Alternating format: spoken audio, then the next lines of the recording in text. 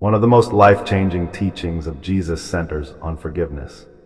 Forgiveness is not simply a suggestion, it is a command that leads to freedom. Many people today carry hidden burdens inside their hearts. These burdens often come from past pain, broken trust, and deep emotional wounds. In modern American life, relationships can become complicated. Families sometimes fall apart because of misunderstandings. Friends stop speaking because of hurtful words. Marriages struggle under pressure from financial stress, busy schedules, and unresolved conflicts. Jesus understood the human heart. He knew that bitterness could slowly destroy peace and joy. That is why he spoke clearly about forgiveness. He said, "For if you forgive other people when they sin against you, your heavenly Father will also forgive you." Matthew 6:14. Forgiveness is not weakness, it is strength. It takes courage to forgive someone who caused pain. Many people believe forgiveness means forgetting what happened. But true forgiveness means releasing the anger and trusting God with justice. Imagine a person who carries anger for years. Every time they remember the past, their heart becomes heavy. That anger slowly affects their sleep, their relationships, and their happiness. But when forgiveness begins, healing begins. Forgiveness frees the heart from chains. Jesus also taught that forgiveness should not be limited. When Peter asked Jesus how many times he should forgive someone, he suggested 7 times. That already sounded generous. But Jesus responded with something surprising. Not 7 times, but 77 times. Matthew 18:22. Jesus was not giving a number to count. He was teaching that forgiveness should be ongoing. It should become part of a believer's character. This teaching is especially important in modern workplaces, where people often face conflict. Misunderstandings happen between coworkers. Pressure creates tension. Words spoken in frustration can leave lasting wounds. But forgiveness restores unity. Another powerful teaching from Jesus is about loving enemies. This teaching challenges natural human instincts. Jesus said, "Love your enemies and pray for those who persecute you." Matthew 5:44. This command is difficult because it goes against human emotion. When someone hurts us, the natural response is anger or revenge. But Jesus introduced a different response: love.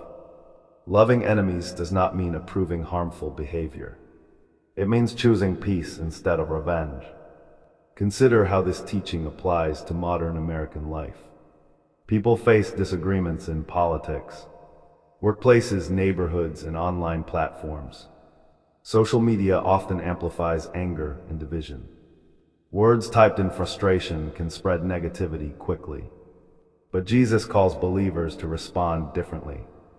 Instead of spreading hatred, he calls people to spread peace. Instead of revenge, he calls for prayer. Prayer for enemies softens the heart. It removes bitterness and replaces it with compassion. Jesus understood that hatred spreads darkness, but love spreads healing. Another central theme in Jesus' teaching is mercy. Mercy is compassion in action. He said, "Blessed are the merciful, for they will be shown mercy." Matthew 5:7. Mercy means choosing kindness when judgment would be easier. Imagine a parent correcting a child who made a mistake.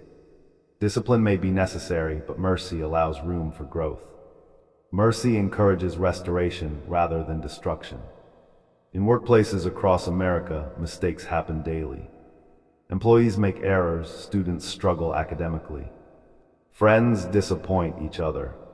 Mercy creates second chances. Jesus consistently demonstrated mercy in his life. He healed people rejected by society. He spoke kindly to those considered unworthy. Mercy transforms hearts. Without mercy, relationships become cold and distant. With mercy, relationships grow stronger.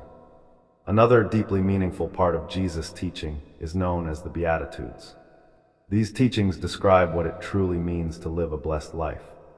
Jesus began with, "Blessed are the poor in spirit, for theirs is the kingdom of heaven." Being poor in spirit means recognizing the need for God. It means understanding that human strength alone is not enough. In modern society, people often rely on achievements, education, and financial success. While these things have value, they cannot replace spiritual humility.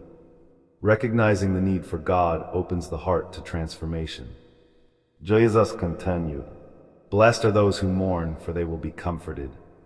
This teaching speaks directly to those who experience grief. Grief is part of life. People mourn the loss of loved ones, broken dreams, and painful memories. In American communities, many families face loss due to illness, accidents, or unexpected tragedy. Jesus offered comfort to grieving hearts. Comfort does not always remove pain immediately, but it brings peace that allows healing to begin. Another beatitude says, "Blessed are the meek, for they will inherit the earth." Meekness is often misunderstood. It does not mean weakness. Instead, meekness means controlled strength. Imagine a person who has the power to respond with anger but chooses patience instead. That is meekness. In workplaces, schools, and public life, anger can escalate quickly, but meekness brings calm and stability. Jesus also said, "Blessed are those who hunger and thirst for righteousness, for they will be filled." This teaching encourages believers to seek justice and goodness. In modern American society, people often witness injustice, inequality, dishonesty, and unfair treatment. Hunger for righteousness means refusing to ignore wrongdoing. It means standing for truth. It means choosing honesty even when dishonesty seems easier. Another beatitude declares, "Blessed are the pure in heart, for they will see God." Purity of heart involves sincerity and integrity. In today's digital world, appearances often matter more than reality. Social media encourages people to present perfect images of their lives. But Jesus valued authenticity. A pure heart seeks truth rather than attention. Another beatitude says, "Blessed are the peacemakers, for they will be called children of God." Peacemakers play a vital role in society. They resolve conflicts, restore relationships, and promote unity. In families, peacemakers help heal arguments. In workplaces, peacemakers create teamwork. In communities, peacemakers reduce division. Jesus also warned that peacemaking requires courage. Standing between conflict is not always comfortable, but peace creates lasting stability. Another powerful beatitude states, "Blessed are those who are persecuted because of righteousness, for theirs is the kingdom of heaven." Standing for truth sometimes leads to opposition. People who live according to strong moral values may face criticism or rejection. Yet Jesus reminded believers that faithfulness matters more than popularity. Living righteously requires courage. Even when others disagree, integrity should remain strong.